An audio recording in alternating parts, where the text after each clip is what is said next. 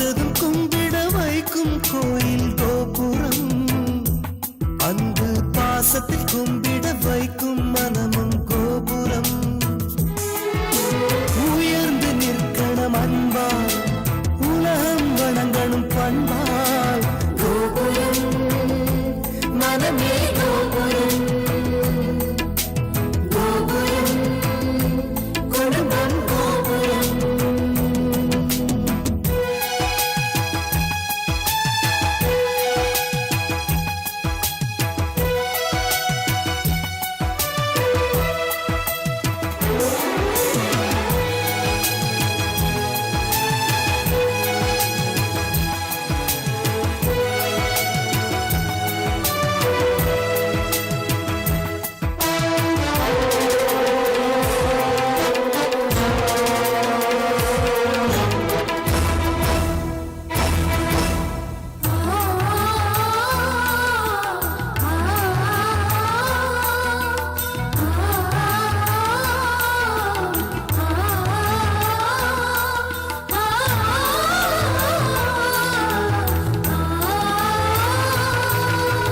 ஒருவரை ஒருவர் உணர்ந்து உள்ளங்கள் அன்பிலே இணைந்து, வேதங்கள் என்பதை மறந்து பொறுமையில் இமயம் அடைந்து, பாசத்தின் பலங்களை அறிந்து பண்பெனும் பாதையில் நடந்து, கண்ணென உறவினில் மகிழ்ந்து தூணென குடும்பத்தை சுமந்து, கோயிலை போலே குடும்பமும் அமைந்தால் சொர்க்கம் நிஜமாகும்.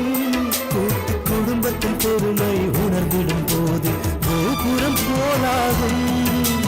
கோபுரம் மனமே கோபுரம், கோபுரம் குடும்பம் கோபுரம். பார்த்ததும் கும்பிட வைக்கும் கோயில் கோபுரம், அன்பு பாசத்தில் கும்பிட வைக்கும் மனமும் கோபுரம்.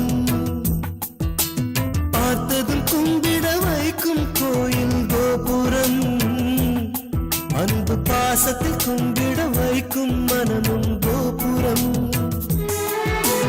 உயர்ந்து நிற்கணும் அன்பால், உலகம் வணங்கணும் பண்பால்.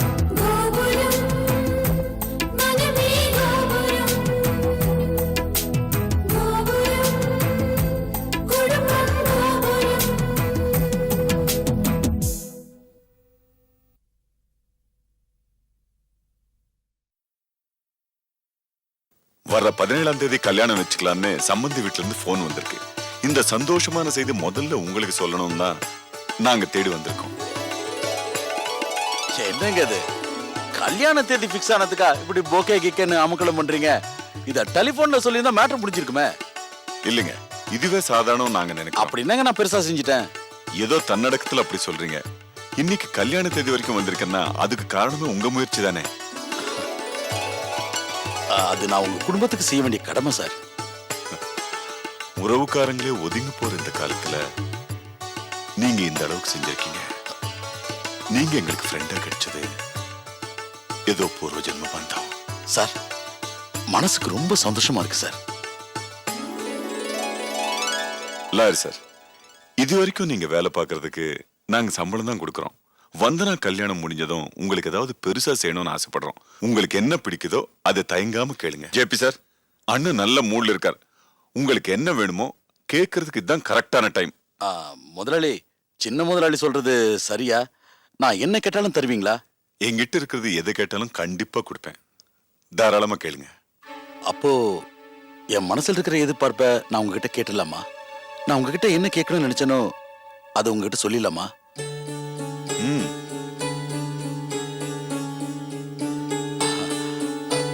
லாரி சார், கேளுங்கன்னு தானே சொல்றேன். நீங்க கேட்கறத நான் கொடுக்க தயாரா இருக்கேன். கேளுங்க. அது வந்து அது என்னன்னா, அது வெக்கம் ஒண்ணு இல்ல, முறைன்னு ஒண்ணு இருக்கு இல்லையா? இப்போ நீங்க என்ன பாராட்டுறதுக்காக என் வீடு தேடி வந்து என்ன சந்தோஷப்படுத்துனீங்க. அதே மாதிரி என் மனசுல இருக்கிற ஆசைகளை எதிர்பார்ப்புகளை இங்க சொல்றது அவ்வளவு முறை இல்லைங்களே. உங்க வீடு தேடி வந்து கேட்கறது தான் பண்பாடு. என்ன ஜேபி சார், புதிரெல்லாம் போடுறீங்க? புதிர்லாம் ஒண்ணு இல்ல, எல்லாரும் சந்தோஷப்பட வேண்டிய சமாச்சாரம் தான். நான் வீட்டுக்கு வந்து கேக்குறேன். நம்ம லாயர் சார் சொல்றாருன்னா அது சரியா தான் இருக்கும். அவர் விருப்பப்படி வீட்டுக்கே வந்து கேட்கட்டுமே. அங்க வந்து கேட்டாலும் நம்மள தானே கேட்க போறாரு. என்ன லாயர் சார், வீட்டுக்கே வந்து கேளுங்க. Thank you sir. காப்பி எடுத்துங்க.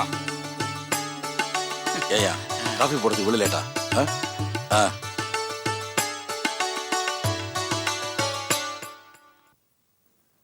நீ என்னம்மா முடிவு எடுத்திருக்க? அப்பா என்கிட்ட இவ்ளோ பாசமா அன்பா எப்பவும் பேசினதில்ல. கண்டிப்போட பேசிதான் அவரை பார்த்துருக்கேன். அவர் பேசுறத கேட்டா பாவமா இருந்துச்சு மாமா. யோசிச்சு பார்த்தா அவர் பேசுறது நியாயமா தான் படுது.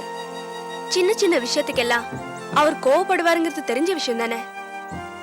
ஏதோ கோவத்துல வீட்டை விட்டு போன்னு சொன்னதுக்காக அவரை பழி வாங்கறதா நினைச்சு வீம்பா இங்கே தங்கி இருக்கிறது தப்புன்னு படுது மாமா. என் மேல அவருக்கு எவ்வளவு எதிர்பார்ப்பும் ஆசையும் இருக்கு.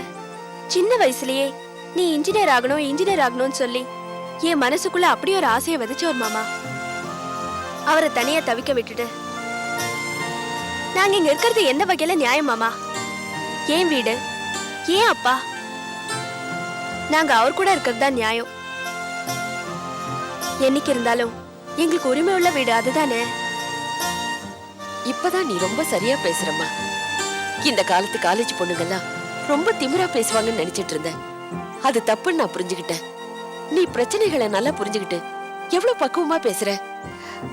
என்ன இருந்தாலும் அவரு உங்க அப்பா தானே. நீ எடுத்த முடிவுதான் சரி. சகுந்தலா, அவ சின்ன பொண்ணு. அவளுக்கு இருக்கிற பக்குவத்தை விட உனக்கு 10 மடங்கு அதிகமா இருக்கணும். மச்சான் அபிராமிய வீட்டுக்கு வர சொல்லிருக்காருன்னா உன்னையும் வர சொல்லிருக்காருன்னு நான் நினைக்கிறேன். எதுக்கு இந்த கோவத்தாவும் எல்லாம்? எல்லாத்தையும் மறந்துட்டு நீ வீட்டுக்கு போறது நல்லதுன்னு என்னோட அபிப்பிராயம். மாமா மாமா, அம்மா இப்ப அங்க வர வேணான்னு எனக்கு தோணுது. முதல்ல நான் போறேன்.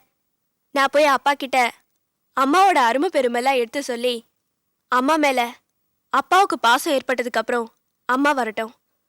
அதுவும் இல்லாம அம்மா இங்க இருந்தாதான் அம்மாவை பாக்குற சாக்குல அடிக்கடி நான் இந்த வீட்டுக்கு வர முடியும். அவ சொல்ற காரணத்துக்காக மட்டும் இல்லைன்ன, தன்மானங்கிறது ஆணுக்கு மட்டும் இல்ல பெண்ணுக்கும் தான்.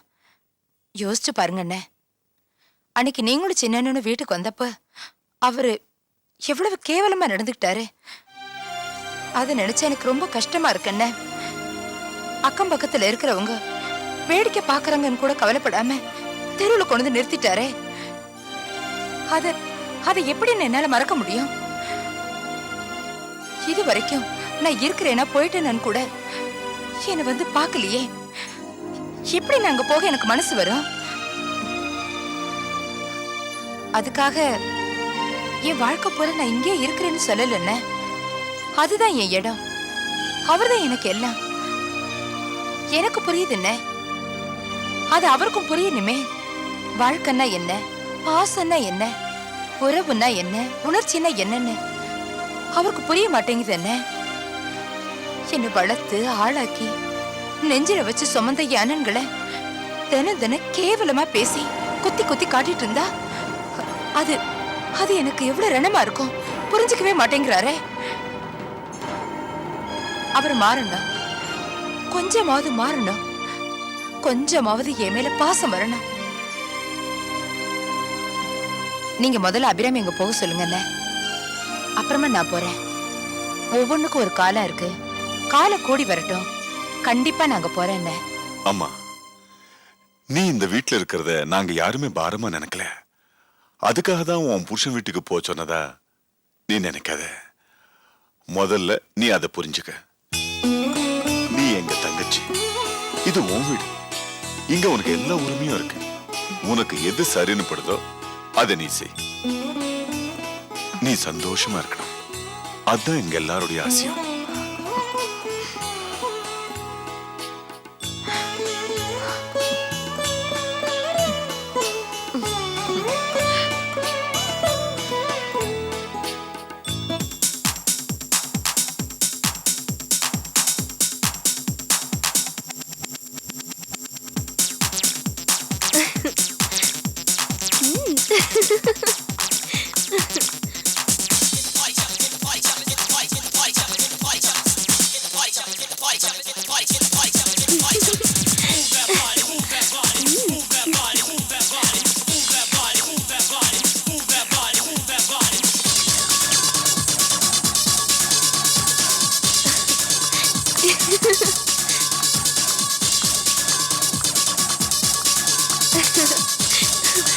சூப்பர் மாமா, கமான் கமான்.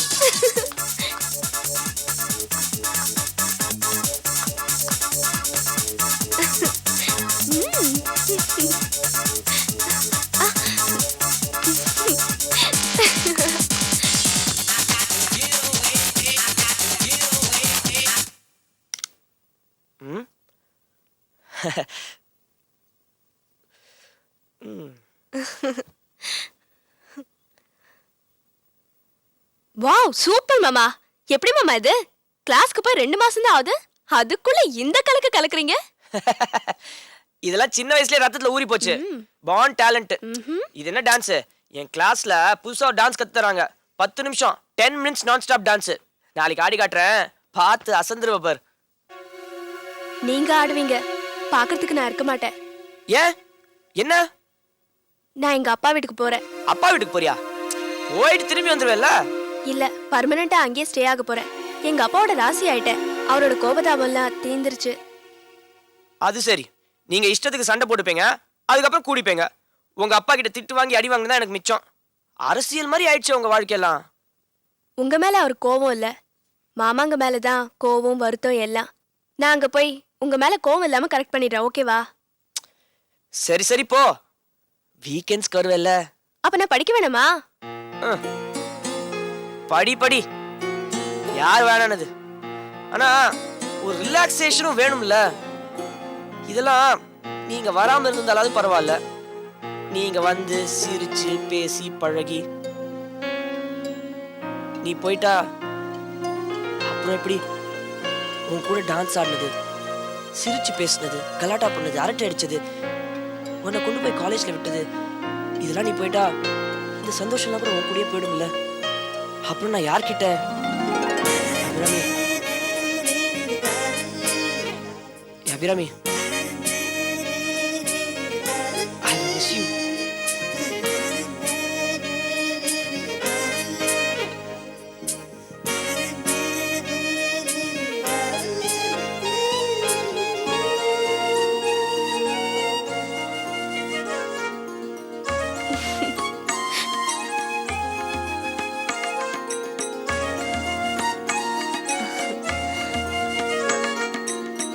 இந்த வீட்ல எனக்கு என்ன உரிமை இருக்கு?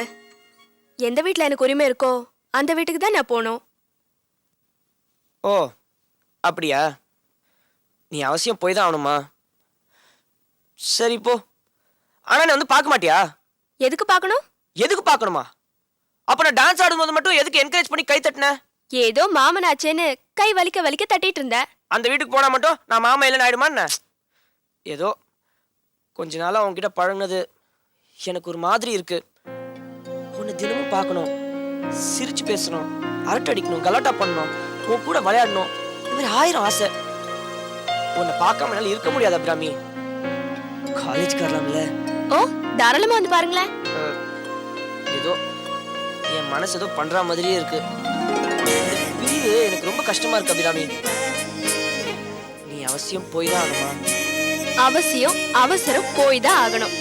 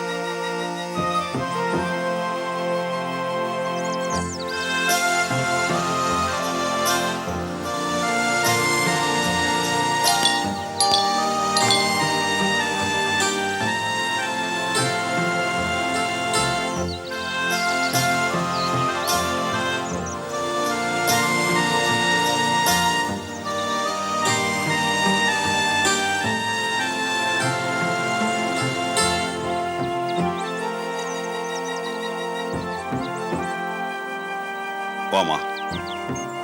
ஏன் பெல் அடிச்ச? வீடு திறந்துதானே இருக்கு, உள்ள வர வேண்டியதானே? இல்லப்பா, சில விஷயங்கள் பேசிட்டு தான் உள்ள வரணும். என்னம்மா பேச போற? நீங்க அன்னைக்கு காலேஜ்க்கு வந்து என்கிட்ட பேசினப்போ என் மேல எவ்வளவு அன்பு வச்சிருக்கீங்கன்னு புரிஞ்சுக்கிட்டேன். என் மனசுக்கு ரொம்ப கஷ்டமா இருந்துச்சுப்பா. இது என் வீடு, ஏன் அப்பா, அதான் நான் திரும்ப வந்திருக்கேன். நீங்க அன்னைக்கு அவ்வளோ கோவமா பேசியிருக்கோம் வேணாம், நாங்களும் பதிலுக்கு பேசியிருக்கவும் கூடாது. சரி, முடிஞ்சது முடிஞ்சு போச்சு. இப்போ நான் எங்க அப்பா வீட்டுக்கு வந்திருக்கேன். அப்புறமா வெளியே நிக்கிற, வா உள்ள போலாம். அப்பா, அது வந்துப்பா, எனக்கு என் அப்பா மேல எவ்வளோ பாசமும் உரிமையும் இருக்கோ அதே அளவுக்கு என் அம்மா மேல பாசமும் உரிமையும் இருக்கு. இருந்தாலும் நீங்க எங்க இருக்கீங்க? ஆனா அம்மா மாமா வீட்ல. என்னால அம்மாவை பார்க்காம இருக்க முடியாதுப்பா. அதனால அம்மாவை அப்பப்ப பார்த்துட்டு வருவேன்ப்பா. நீங்க அதுக்காக ஏன் போற எதுக்கு போறேன்னு தடை போடக்கூடாது, ஓகேவா? நான் உன்னை மாமனுங்க வீட்டுக்கு போவேனா சொன்னா நீ போகாம இருக்க போறியா? நீ போவ. நீ தான் கம்ப்யூட்டர் கிளாஸ் போறேன்னு சொல்லிட்டு டான்ஸ் கிளாஸ் போனவ, பாண்டிச்சேரி போறேன்னு சொல்லிட்டு மாமனுங்க குடும்பத்தோட பிக்னிக் போனவ. நீ எப்படி போகாம இருப்ப? நீ போ, நான் உன்னை தடுக்கவே இல்லை. ஆனா என்ன மட்டும் அங்கே இழுக்காத. என்ன, எனக்கு அங்கே வர பிடிக்காது. நான் என் கொள்கையில தெளிவா இருக்கேன். என்ன மாத்தணும் நீ முயற்சி பண்ணாத. சரிப்பா, உங்க கொள்கையை நீங்க மாத்திக்கணும்னு நான் சொல்லல. அதே மாதிரி என் பாசத்துக்கும் நீங்க தடை போட வேண்டாம்ப்பா. சரி வா உள்ள போலாம். உள்ள போய் பேசிக்கலாம்.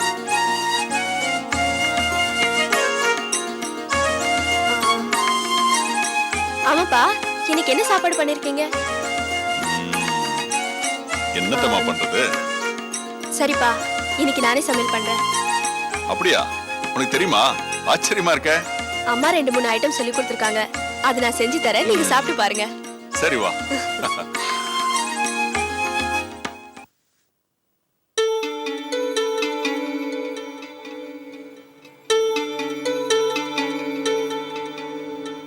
வெட்டிங் இன்விடேஷன் கார்டெல்லாம் செலக்ட் பண்ணி ட்ரெஸ்ஸுக்கு கொடுக்கறதுக்கு 3 ஹவர்ஸ் சாப்பிட்ருக்க.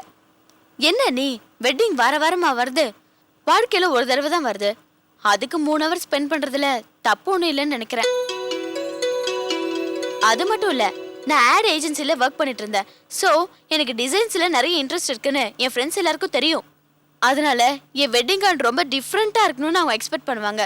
அதுக்காக தான் 3 ஹவர்ஸ் ஸ்பெண்ட் பண்ணேன். அதுல ஒன்றும் தப்பு இல்லை. அண்ணி கோச்சுக்காதீங்க, உங்க கோவத்தை டெலீட் பண்றேன், வெயிட் பண்ணுங்க.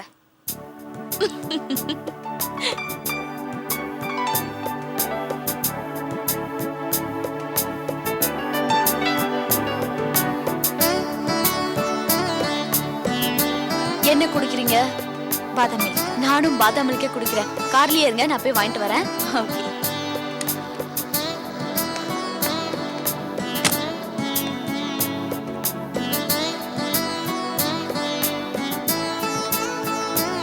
ரெண்டு பாதாம் மில்க் கொடுங்க.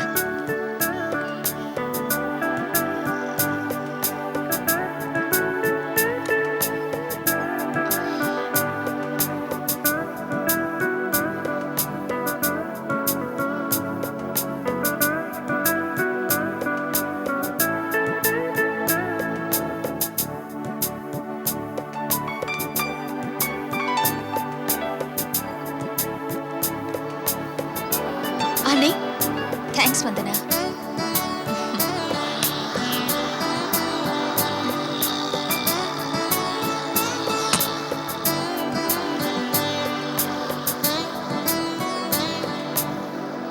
குடிங்க.